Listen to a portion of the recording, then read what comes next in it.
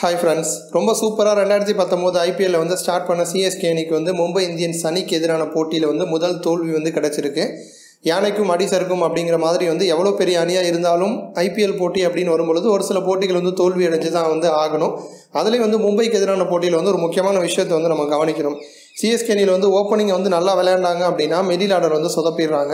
அதேமாதிரி வந்து மிடில் ஆர்டரில் நல்லா விளையாண்டாங்கன்னா ஓப்பனிங் சொதப்பிடுறாங்க. இந்த மாதிரி பிரச்சனைகள் தொடர்ந்த வண்ணம் தான் வந்து இருந்துகிட்ருக்கு. அதே நேரம் வந்து தோனியை வந்து 4வது இடத்துல களமிறக்கி தான் வந்து விட்டுறாங்க CSK நிர்வாகம்.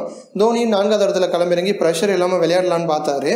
ஆனால் CSK அணியில் வந்து ஒவ்வொரு போட்டியிலையுமே தோனிக்கு வந்து ப்ரெஷரை தான் வந்து கொடுத்துட்ருக்காங்க. ஏன் அப்படின்னா மிடில் ஆர்டரில் வந்து ஒன்றும் பார்ட்னர்ஷிப் அமைய மாட்டுது, இல்லை ஓப்பனிங்கில் வந்து சொதப்பிடுறாங்க. இந்த மாதிரி பிரச்சனைகள் வந்து தொடர்ந்த வண்ணம் இருக்குது.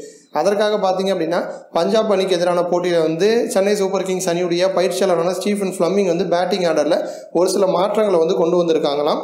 அதாவது ஓப்பனிங்கில் பார்த்தீங்க அப்படின்னா வாட்சன் மற்றும் டூப்ளசிஸ் இவங்க 2 பேரும் வந்து ஓப்பனிங் களமிறக்கலாம் அப்படின்னு வந்து முடிவு பண்ணியிருக்காங்களா. அப்போ வந்து 3வது இடத்துல பார்த்தீங்க அப்படின்னா சுரேஷ் ரெய்னா வந்து களமிறங்குவார். 4வது இடத்துல வந்து ராய்டு வந்து களமிறக்க போகிறாங்களாம்.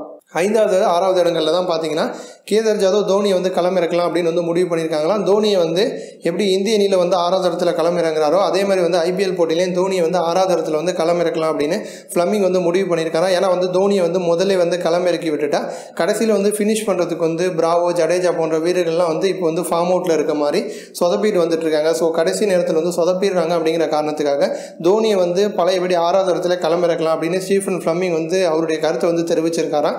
அதற்கு வந்து தோனி வந்து சம்மதம் தெரிவிச்சிருக்காராம். அநேகமாக இந்த மாற்றம் வந்து பஞ்சாப் அணிக்கு எதிரான போட்டியில் இருக்கும் அப்படின்னு செய்திகள் வந்து வெளிவந்திருக்கு. தோனி வந்து 4வது இடத்துல களமிறங்கினா நல்லா இருக்குமா, இல்லை 6வது இடத்துல களமிறங்கினா நல்லா இருக்குமா அப்படின்னு உங்களுடைய கருத்தை வந்து கமெண்ட் பண்ணுங்க. இது போன்ற இன்னும் பல ஸ்போர்ட்ஸ் செய்திகளை தெரிஞ்சுக்க ரெட் கலர் பாக்ஸை கிளிக் பண்ணி நம்ம சேனலை வந்து சப்ஸ்கிரைப் பண்ணுங்க. இந்த வீடியோ உங்களுக்கு பிடிச்சிருந்துச்சு அப்படின்னா லைக் பண்ணுங்க, ஷேர் பண்ணுங்க.